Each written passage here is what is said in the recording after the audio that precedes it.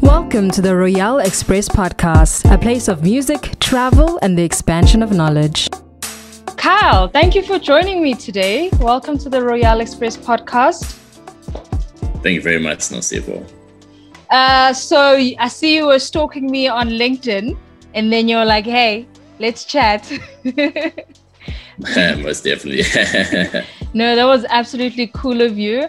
I remember you from back in the day. I think it was like 10 years ago when you used to perform and recite poems. I worked at Alliance Française. I think you've performed at Alliance Française. And very correct. Yeah. So good to see you almost 10 years later. No, well, definitely. I mean, and those were fabulous memories, those days, back 10 years back, it's when Tumelo Khoza was doing her Cup of Thought poetry shows. There was poetry and music, and those were such fantastic shows, because, I mean, the variety of artists that were there, the ambience, those were like great memories. So it's very nice for you to actually bring those memories back. It's incredible to think that we're talking about 10 years back already. Those were 2011, 2012, 2013, round about that time. So yeah, very interesting. Yeah. And how has it been for you now? I see that you're a PhD candidate for English Studies at UKZN. You've been growing and you've published 2 books of poems, and you've been doing amazingly well for yourself. Well, thank you very much. Obviously, it's not easy, because especially when we look at this whole sort of arts industry in the fields of literature, we look at these things, it's a very challenging field, because obviously as artists, often we are seen as like obviously on the margins of society.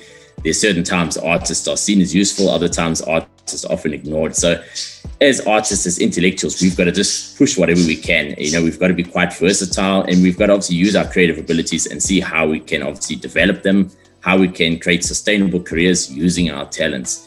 And then for me as well, obviously the idea of studying as well was very much, I look at obviously there's poetry, there's great poetry within the country, but I also wanted to be more of a researcher to help to articulate and discuss more about this poetry, to write articles, to research. And I found there's a big gap in like academic writing about South African poetry. Yes, there are academics writing about South African poetry, but there's not enough that really engages with the poetry. Very often there'll be academics writing about poetry, maybe just because of a certain issue, but not to really engage with like what are the techniques of the poets, how does he use these techniques, what is the politics of form, all those different aspects. So that's one of the things that obviously inspired me to obviously study further. And then also looking at even sort of sustainability of myself as an artist, as an intellectual, as a human being. Yeah, I love how you have gone to the depths of poetry and in the English studies. Like, you really are going deeper than any other regular artist. Is this something that you preach to other creatives? Is this how you try to inspire others? Or is this how you're looking to enrich yourself and your own growth and your own self-development as an intellectual creative? Well, most definitely, when it comes to working with other young artists, I always advise them, this thing is a long-term journey. It's not something that's just happening now. You've got to plan where you're planning to be in a couple of years, how you're going to develop as an artist. Who are you? What is your consciousness? What defines you? Whether you're successful or not successful, but there's got to be something that obviously it's a sense of who you are as a person that's going to obviously carry you through and develop you. Because obviously, let's say maybe you might be a young artist now, you might be trending, even you might be successful. But bear in mind, even in 20 years' time, what are you going to be doing in the arts? There might be a stage in 20 years' time where maybe you even forgotten, but you might have been trending in a certain year, but a couple of years later you've forgotten. So what is your kind of relevance? Though relevance, it's a very kind of ambiguous term sometimes, but what is, in other words, what are you going to give as an artist? What are you going to like produce and create as an artist? So to that extent, I definitely advise a lot of young artists, because there's a lot of pitfalls that do trip up a lot of young artists. Sometimes they become quite successful quickly. They get a bit headstrong, maybe sometimes even a bit egotistic, and they do lose a bit of purpose sometimes about what the art is. Other times, maybe it's the opposite thing, that they struggle to find places to perform or to make income. They become disheartened, which a lot of us face in it. So each artist has different obstacles they face, and so that's why I try and advise them. Obviously, look at your career sustainably. You're going to have impact, but there's going to be a lot of challenges, because this arts thing if you don't have a passion for it, really, you're going to be, in some ways, you're going to be like soul crushed in it. And you've got to really look at the bigger picture, because it's easy to become despondent very easily. True. It has to feed your blood in a certain sense, because I mean, look at 2020, look at the pandemic, look at how we were declared as non-essential workers at such a time. Exactly, and you need that passion and that love and something that's deeper than just performance to help you through. And I mean, I was also looking at other performing artists. I mean, recently the Playhouse was doing a couple of performances now coming out of lockdown, and I saw some prominent people that I remember from back in the day, like Ewok. Ewok was performing on stage, and I'm like, oh my gosh, these guys are still around, they're still here, and they're still producing relevant work as well, which I find so profound and amazing, which means that people are growing within their craft, no matter how long it takes, but they're still there and they're really relevant. And I saw also from a couple of your archives, you have an extensive library, and you have people like Gcina Mhlophe who have visited your facilities. And just on Saturday, Gcina Mhlophe was celebrating 20 years of being an advocate of reading and storytelling. And she released 2 books as well over the weekend. How many times have you worked with her? Do you have a close relationship with her? And what has come about you and working with Gcina Mhlophe, just out of interest? Well, the first thing I'll say, the nice thing about Gcina Mhlophe is she's so open to different artists and people who are working in the arts field. You know, she's incredibly generous in like spirit. So she's worked a little bit with myself, my organization, a couple of our partner organizations, a lot of like the different writers I've worked with, you know, some even I've mentored who've gone on to obviously be connected with her. So though I wouldn't say we've got an incredibly like close relationship, but like a lot of artists within KZN and within this country, we've all benefited in some way, that we've been connected, or we've had her at our events, or she supported our events, or she's connected us to like good opportunities. So that would be like obviously the relationship, and we definitely respect the role that she has played. And that's why also I say it's very exciting if we are able to like follow in the legacy of someone like her and to continue to develop, you know, like the literary sort of spheres. That's absolutely amazing. For I know specifically today we want to speak about the organization that you established just last year. I think basically you'll be celebrating a year now of having Heartnet. So tell us a bit about Heartnet, how it came about, and for me, observing from the outside, it looks like it's not a great shift, but it's a great impactful development from who you are and your studies and your vision, and now to create Heartnet, this organization based in Pietermaritzburg. Tell us about that, and how did it come about, and why started during a 2020 pandemic? So basically, in 2020, I was working at another organization, and unfortunately, what was happening, that organization was starting to they were slowly starting to retrench people because of obviously the various impacts that would cause COVID, etc., and various other like issues that were causing the organization to basically like slowly shut down, retrench people, and eventually they closed down. Now, for me, working at that organizational sector, I saw there was a lot of good work that was being done that was now being lost by an organization closing down. Secondly, what I also saw, I saw various like good points and some negative points. And I thought, you know what, it's a good time to actually create something new, absorbing like the legacy of the good things, but also seeing where were the negative issues, where were the mistakes, and then create something new that basically transcends these like sort of issues. And then with actually forming the organization, so it was called Heartnet, standing for Health Empowerment and Response Team Networks. So obviously the key things there being health. And when we talk about health now, we're not just talking physical health, we look at the whole spectrum of health, even the sort of the underrated parts, like for example, mental health. It's something we believe in advocating a lot, because it's a very silent sort of epidemic as well. People are facing major issues prior to COVID, and with COVID now, things have become even worse. So mental health is quite important. Socioeconomic health, because obviously if there's socioeconomic inequality, there will be other health issues. There will be further disturbances. There will be, ramifications that keep happening. Environmental health. If the environment is polluted or there's pollution happening, it affects people's health as well. So when we talk about health, health is a key issue. And one of the things we say, one of our slogans is moving towards an economy of health. And why we say moving towards an economy of health is if you look at the world economy, it's predicated around obviously consumption, production, exploitation, entertainment, with a result that when something like COVID comes along, world economies are not prepared because the economies are built around, in other words, of all these things of exploitation, consumption, production. Health has been underinvested in. And that's why even for example, when we talk about mental health, there's lack of support for mental health. There's lack of support. Obviously, there's not enough psychologists. There's not enough access to psychosocial support.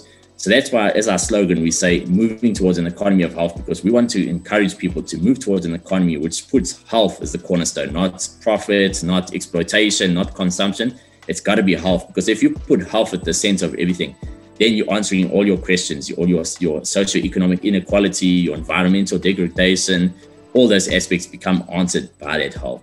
So that's obviously just sort of the founding idea of the organization. A lot of people speak about the importance of health, but have you seen that they actually care about it? As you mentioned right now, they don't put it at the central focal point of things that will fix our world. But a lot of people speak about it. The very same people that speak about it, have you seen them actually do something about it? Well, that's a very deep question, because obviously with COVID, some people now have been forced more towards either obviously focusing more on health, or sometimes it's their rhetoric, which is more tailored towards health. But it remains to be seen how many people in long term are still going to obviously focus on health. Look, among everyday people, there's a lot of people who now are more obviously like acknowledging the importance of health and all the different aspects. But I think the big challenge is because of the whole sort of political structure, like worldwide, the way that like society is like structured, it's going to take a while to get people out of like sort of these ideas where we invested in this economy, because people have become invested in this economy that of exploitation and consumption. Because, for example, I read recently quite an amazing statistic where I heard that world production of clothing has doubled in the last 10 years, which is quite an incredible thing. The world population hasn't doubled, but the production of clothing has doubled, which shows there's that ability to produce so much clothing. And yet, if you look at worldwide, people still don't have access to maybe certain medicines or basic rights, basic things that they need. So it's quite amazing when you think about it. It shows that the economy does have the power to produce amazing things, but it's also that we as people, we've got sucked into this consumer culture, because now we've got into this culture where it's about, if we've got money, we need to have the latest brands, or we need to be trendy or wearing those things. So we've got sucked into that culture. We invest, and that's what makes it so difficult, even for us to impact on maybe the politicians or the legislators, because everybody has got so sucked into this culture of like, sort of showing off or owning things, that it becomes difficult now to move more of a shift towards health, because now we've bought into that whole kind of culture of like, basically of being spectacular and that, which sometimes, look, it's good to be looking great. It's good to celebrate those things, but we cannot also neglect, the aspects of health. So that's the key sort of thing. And it's going to take time to really shift. But I think some people have started to be more aware of it, but it's going to be a long-term thing. It's not going to be a sprint.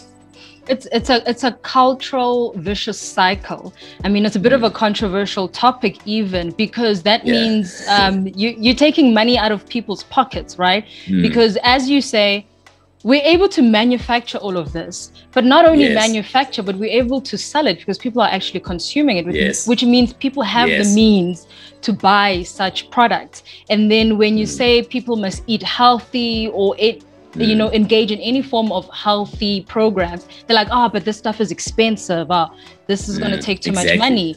But you're not afraid of, like, for example, if they're banning certain things during lockdown, you will pay extra money just to purchase that banned alcohol, for example. And then you say you don't have money to better your education or to invest in health. I mean, but it's very complex. Where would you say is the point to fix the problem? Is it education? Is it the media, people's mindset, or just social, cultural behaviors? I think the key way we look at fixing it is understanding, obviously, with like society, obviously you could say, like, when you look at like the spheres of influence, so obviously you're an individual, and then you'll have maybe obviously like, let's say, family, close friends, community, institutions, and so forth. So obviously we have to start working with individuals, you see, and then conscientize individuals and obviously help them through our various programs to be able to become more self-aware, that in their small way, they start making those changes in their lives. Then also by having programs that are very easy to like spread in different places, and obviously more organizations do similar programs or use our programs or a partnership, that kind of thing, then it slowly becomes a spreader effect. So it's not an overnight thing. It's about obviously planting those initial seeds, getting people to think about things and debate, and then even look at different ways of doing things. So for example, now if you're able to conscientize people to be more aware of maybe, let's say, media, the sort of effect that media can have sometimes on maybe making us think in a certain way, that's a good start, because then more people start having that conversation. And maybe even what happens, that conversation spreads even to media itself, where some people say, you know what, we need to sit down, for example, and say, is media, where are we making mistakes? How can we obviously improve our practice? So that's just like one example. So each thing, it becomes a case of starting with individuals, making them aware of what the situation is, and then slowly spreading that conversation to different sectors of society. And then being able to spread that conversation in a way that's conducive to development. Because very often what happens when we have dialogues, they become very antagonistic, and then nothing ever develops, because it becomes, people end up being triggered, they attack each other basically. And then we just go in a circle where nothing resolves it. We've got to be in a situation where we've got to be able to dialogue about things. See, okay, I'm wrong there, you wrong there, I might be right, you might be right there. Let's see how we can bring things together and see the humanness of each other, and understand, okay, there's a lot of things, we're all flawed in many respects, we sometimes complicit in different things, but let's see how we can obviously develop things. But it is like a complex like sort of conversation, but it can be done, as I say, starting with the small things and slowly building it, and building a good foundation, and then improving from there. Moving on to the second letter of your program, E, for empowerment, as we have Health, Empowerment and Response Team Network, your empowerment programs. Who are you empowering through your programs? Is it women? Is it youth? Or any community member that you are in reach of in Pietermaritzburg? Who are you empowering, and how are you empowering them? So basically, our key focus group is obviously like youth between 10 and 24 years. But we basically look at whoever has like a need or any kind of like obviously wishes to work with us, we are open to that. Then not only that, but what I often say to even like the team, I say that even ourselves, we are also being empowered at the same time. Because what happens when you are working with people, let's say, for example, if you're a teacher, not only are you teaching people, but you are being taught at the same time. Because when you interact with people, you are learning from those people. So the fascinating thing about the word empowerment is that it's not simply like a one-way sort of street where, okay, you're empowering people. You're also being empowered because you are learning about things. You are learning through those people. You are having a dialogue. And even when we do like our various support sessions, empowerment sessions, it's a learning process for everybody, because we all learn different things in the process. Then when it comes to the actual sort of particular empowerment programs we do, so we have one program called GAP, which stands for Girls Are Powerful. So we've emphasized, obviously, girls are powerful, because very often what happens when people talk about empowerment programs, they can sometimes end up becoming very limiting or even like colonial, because it's like almost saying as if people do not have power. People do have the power. It's just about there's little like sort of tips and like ways of unlocking that power. So that's why we emphasize calling the program Girls Are Powerful. Then for young men and boys, we've got a program called MAN, which is making another narrative. So looking at all the issues, gender-based violence, toxic masculinities. So with that program there, we have like young boys and men. They obviously get together, they talk about issues, and try and devise ways to make another narrative. Because obviously now, as men, what other ways can we live? Ways that are obviously positive, that are not going to involve toxic masculinities. Avoiding gender-based violence. How do we build that dialogue? So that's a program even in process at the moment, because what I often say, as we have our empowerment programs, we're also developing them, because we even get insights from the participants, because sometimes they'll bring up something and they'll say, you know what, there's a certain issue that maybe we didn't think about, or a certain perspective. So we're continually growing these programs.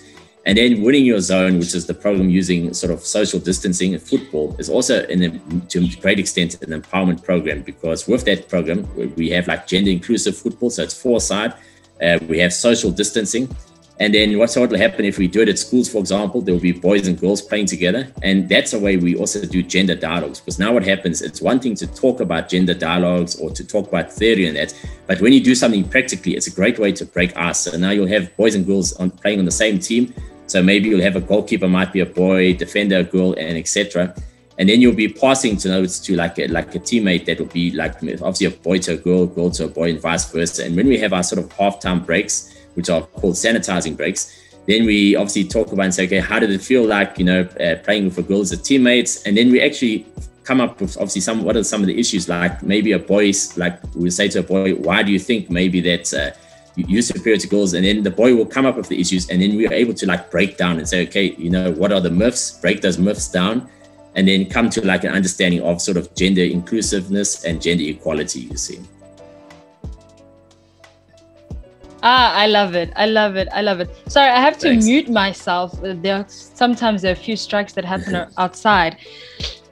That is so innovative, because I did want to touch on that. Winning in your zone program. Like, I wanted you to break it down. Like, I want to understand what happens in this program.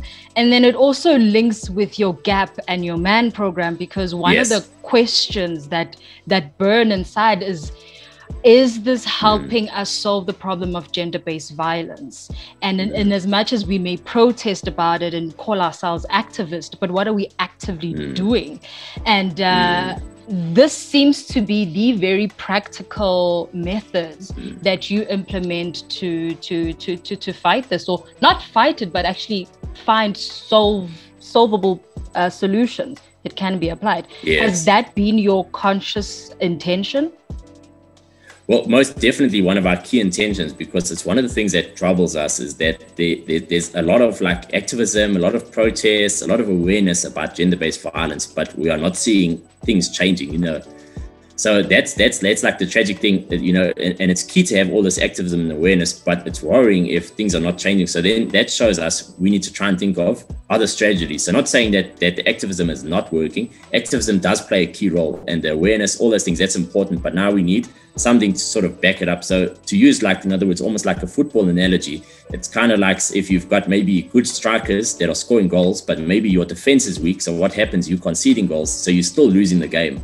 So in other words, we need to think what can balance with obviously the activism, the protest, what can help to like sort of support that.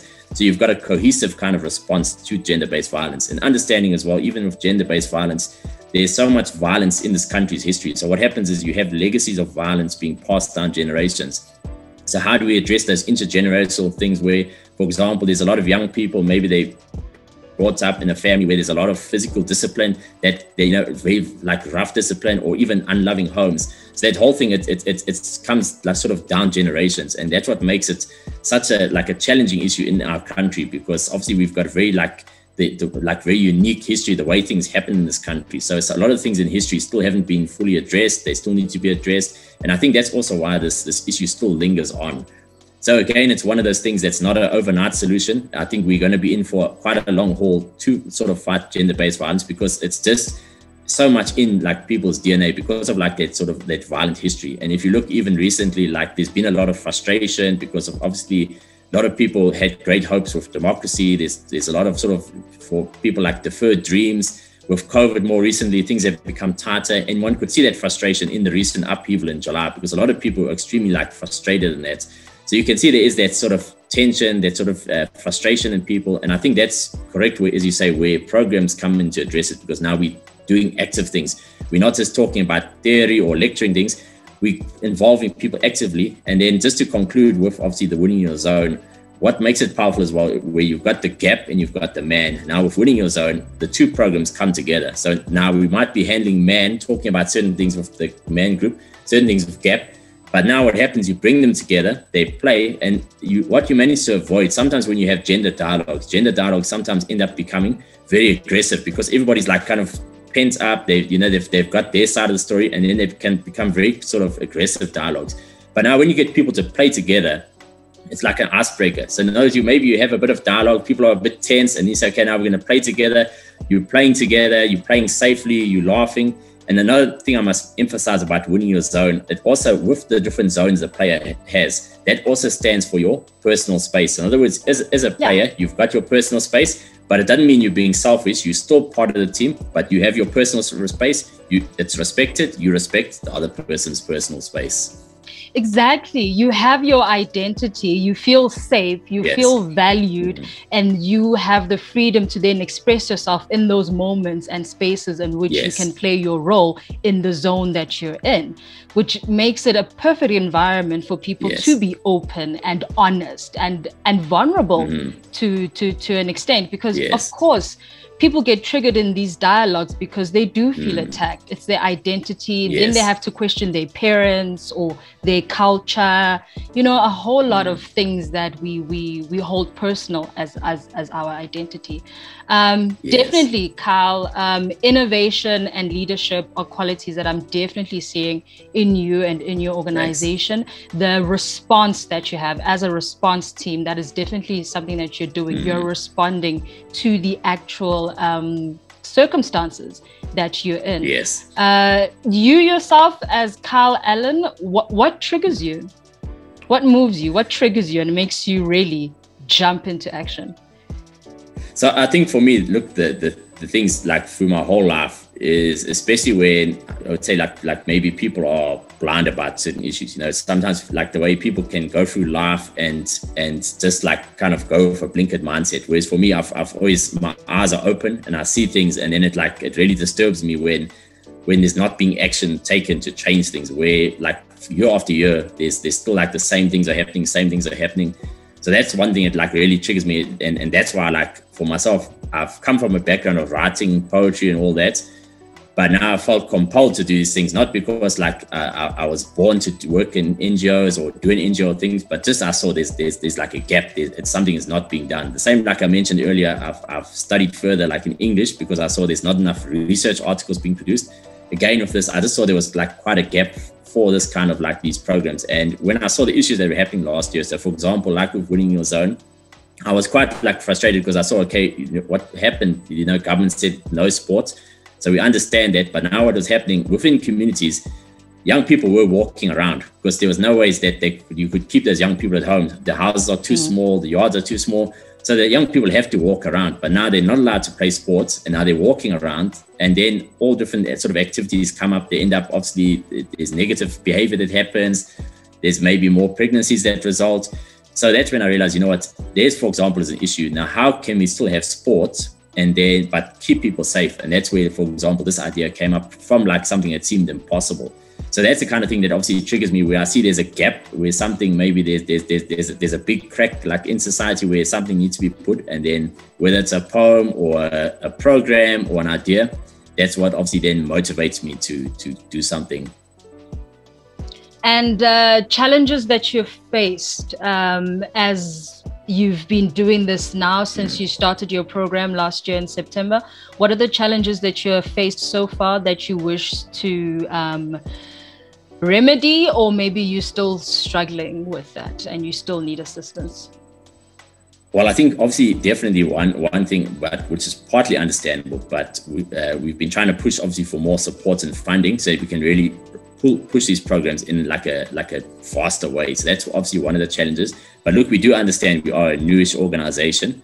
So that's something we're trying to obviously like push for more partnerships, more supporters. We've been in conversations with some local government departments, but things are a little bit slow sometimes, but we understand government, things do go quite slowly. So we're not sitting back, we're pushing whatever we can until obviously there is some more action from the various departments. So those are some of the challenges. And then obviously, look, it's quite difficult as well because we have passionate volunteers, but obviously it's not easy for people to volunteer all the time because we all need to try and obviously make income. Even obviously myself at this stage, because there's no actual funding coming through, I'm also basically in a status of volunteering for my own organization. So basically, in terms of challenges that we face, obviously we're a newish organization, so we understand that it's not easy to get funding. But we have pushed hard for funding, and obviously if we had more funding, there's more we could do. So for example, we've got a very passionate team of volunteers, but obviously even those volunteers, they need to try and obviously, they're trying to obviously earn income. Myself as well, I'm in a status of a volunteer as well because we have no funding. So all of us, we are passionate, we are volunteering, but it does make things difficult so in terms of the challenge we face is that obviously we're trying to acquire more funding, because if we can acquire more funding, we can keep obviously people permanently, because all of us are currently in the status of volunteers because obviously there's no funding, and all of us obviously we need to obviously earn like a living. We need to have our own expenses, so it makes it a bit difficult for us to really commit ourselves fully to this program. And then sometimes there are good volunteers that end up getting jobs, and then we lose them, and then we've got to train new people. So that's the challenge. Yeah. What kind of partnerships are you looking for that will help you to be more stable as an organization and keep your talent and stuff? So a couple of different partnerships. For example, we're thinking of obviously partnerships with more other organizations, because what can happen, let's say, for example, if you have a partnership maybe with maybe a larger organization, sometimes they can be able to allocate some funding towards maybe some of the like our team to maybe train them, for example. So let's say there's a big like organization, and then they can maybe put some funding towards some of our people, training them maybe in winning your zone. You see, that's one type of partnership. Then, like with government departments, we were imagining it would be nice if we could have a partnership, maybe, let's say, for example, with sports and recreation, that maybe we go to the schools and that, and not just sports and recreation, but the education department, and maybe they can either provide some funding or something towards us to maybe do like lessons and life skills. Other partnerships would obviously be like with media. So, for example, obviously, like we're having this conversation now. Who knows, in the future, maybe there can be partnerships, ways we can obviously like develop this conversation, spread awareness of programs and activities with other sort of media outlets, newspapers and that, whether there's ways in which we can obviously spread awareness of what we're doing. So in terms of partnerships, we're open to different possibilities, you know, with that. That's great. And I wish you all the best for that. I'm absolutely happy that you reached out to us, and we've been happy and absolutely energized and enthusiastic about your organization. And we wish you all the best. And I do hope that you do find those partners and those organizations to help you in the public sector and private sector as well, because the more people get to know about the intentions of your programs and the innovations that you've put into action, I mean, yeah, this is something that is needed by everyone, and more people should invest in it in any way possible. It's not that the funds are not there. It's just how to, it's about where to allocate them, you know, and people buy into stories. And once people hear your story, it's like, yeah, of course. Yeah. This is the Royale Express podcast. Make sure to subscribe, follow, and like. Thank you for joining me.